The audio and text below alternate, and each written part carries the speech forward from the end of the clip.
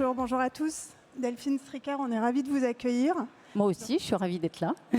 Vous êtes membre du comité exécutif en charge de la communication, des affaires publiques, des fondations et du mécénat d'AG2R La Mondiale. Tout à fait.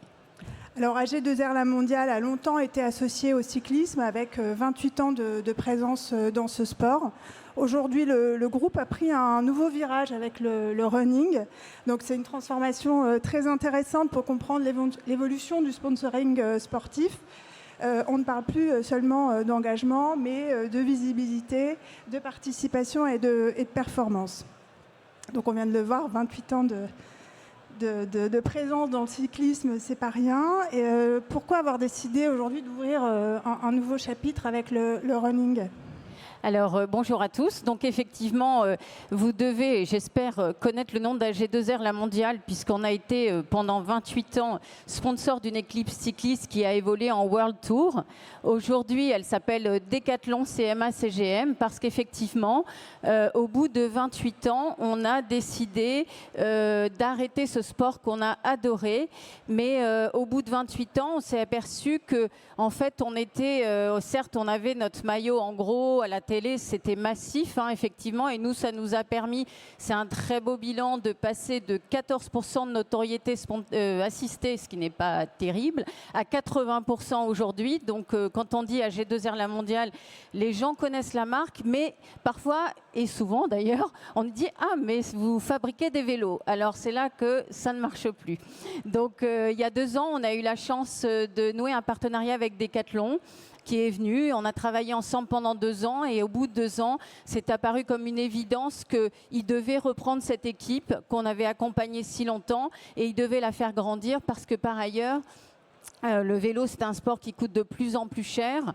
Vous devez le voir effectivement avec des équipes internationales qui ont augmenté le niveau. Et donc avec Decathlon aujourd'hui et CMA CGM, on sait que l'équipe est dans de très très bonnes mains et qu'on espère qu'il y aura un podium pendant le Tour de France. Donc effectivement, on est passé un peu de ce sport de spectateur où on était une marque sur un maillot mais on n'identifiait pas vraiment qui on était, au running. Alors, on est un groupe qui a toujours été dans le sport et on ne voulait pas quitter ce terrain sportif parce que ça véhicule des valeurs très fortes et puis on a un groupe de santé prévoyance, donc c'est complètement dans notre ADN.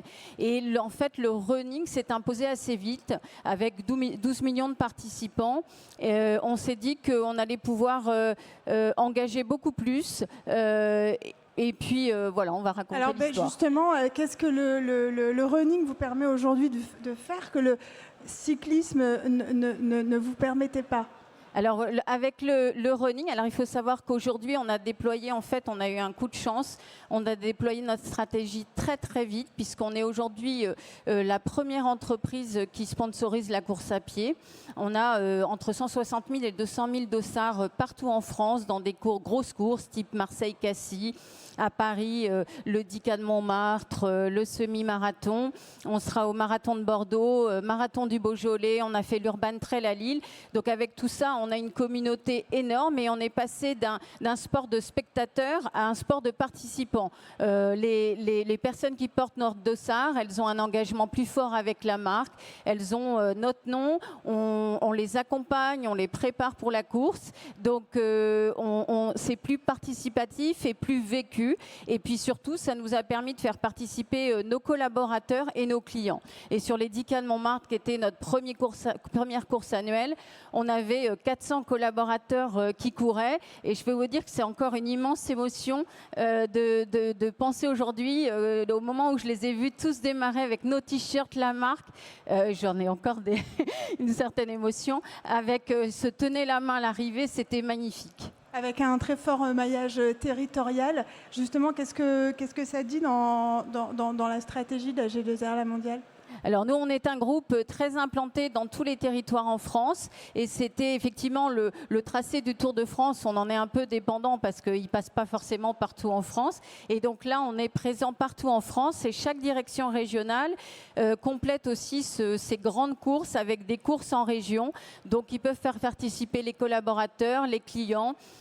tout partenaire possible. Il faut savoir que nous, on accompagne les gens en santé, prévoyance, retraite, épargne, du moment où ils rentrent dans la vie active et on les accompagne jusqu'à la retraite et pendant leur retraite.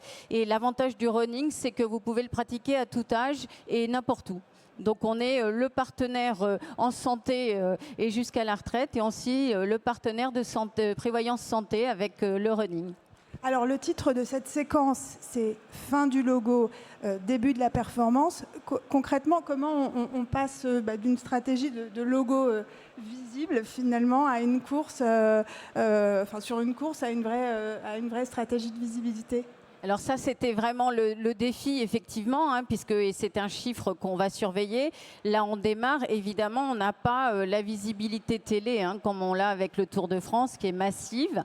Mais on a une autre forme de performance. On crée un attachement à la marque. On crée un écosystème autour de nos métiers. On a retrouvé une cohérence avec qui on est, avec notre marque, et puis aussi avec notre ADN. Parce qu'on est un groupe de l'économie sociale et solidaire et on n'envisage pas d'avoir de sponsoring sportif sans engagement solidaire. Et sur les courses aujourd'hui, vous le voyez partout, ça aussi c'est très émouvant. C'est toutes ces personnes qui courent pour des causes qui leur tiennent à cœur.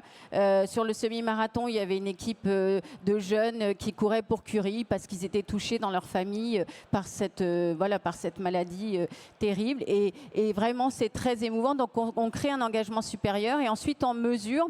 Là, on avance en marchant. On le voit effectivement sur les réseaux sociaux. Ça crée de l'engagement. C'est très affinitaire. On a effectivement nous, on fait beaucoup de posts, mais on voit qu'en earn, tout ce qu'on gagne par les autres, ça ne fait qu'augmenter. Et puis, il y a un petit signal qui est que quand, comme les dossards disparaissent en une demi-heure, maintenant, chaque fois qu'une course est lancée, on m'interpelle sur les réseaux sociaux pour me dire est-ce que vous n'auriez pas un dossard, même sur des courses que je ne sponsorise pas. Donc, je pense que c'est un début de bon signal.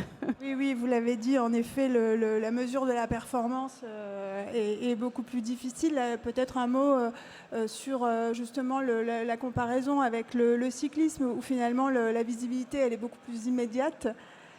Alors, sur le sponsoring cycliste, vous avez un institut comme Nielsen qui vous explique combien de temps on a vu votre chaussette, votre manche, etc. à l'antenne.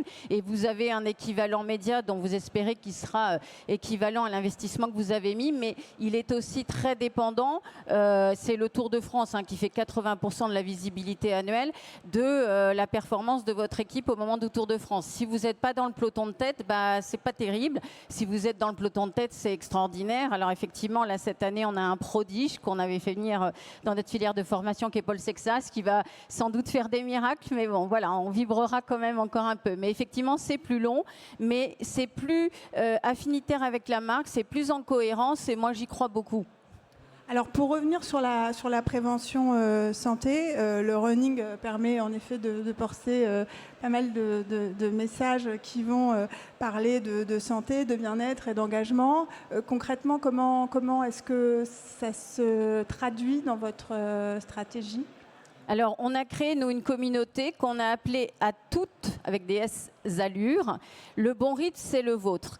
Et c'est pour dire aux gens, vous venez, vous marchez, vous courez, vous faites de la perf, c'est comme vous voulez, mais c'est un sport qui permet tout, le running. Et puis, il est accessible à tous. Vous prenez votre paire de baskets dans un sac, dans la valise, vous pouvez courir et vous pouvez être un champion et vous pouvez être un coureur du dimanche qui fait son propre exploit et qui se fixe ses propres records. C'est ça qui est formidable avec le running. Et effectivement, je ne sais plus quelle était la question parce que je suis très bavarde.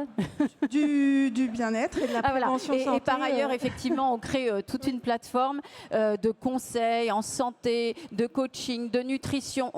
On fait énormément de contenu et on en fera encore plus. Et puis, on a également des influenceurs dans le running qui nous appellent et qui proposent de faire du contenu en échange de dossards. Donc, c'est vraiment, en tout cas, jusqu'à aujourd'hui, une très, très belle expérience. Et puis, on est par ailleurs un acteur, effectivement, de la santé-prévoyance. Donc, on a toute l'expertise pour donner des conseils. Et d'ailleurs, on a dit, quand il faisait très chaud, on a fait passer plein de messages pour que surtout les gens n'aillent pas courir. Super. Alors, pour conclure, que dit cette stratégie de running, justement, dans la transformation du sponsoring sportif? Alors, nous, on pense que ça... Enfin, d'ailleurs, ça nous a permis vraiment de créer une plateforme d'engagement, mais 360, en créant un vrai lien avec les coureurs qui sont soit effectivement des grands sportifs. Alors, à Lille, j'ai remis une médaille à Cassandre Beaugrand et à Jimmy Gressier. Bon, mais je remets aussi des médailles à des gens qui ne font pas forcément des performances, mais qui arrivent jusqu'au bout.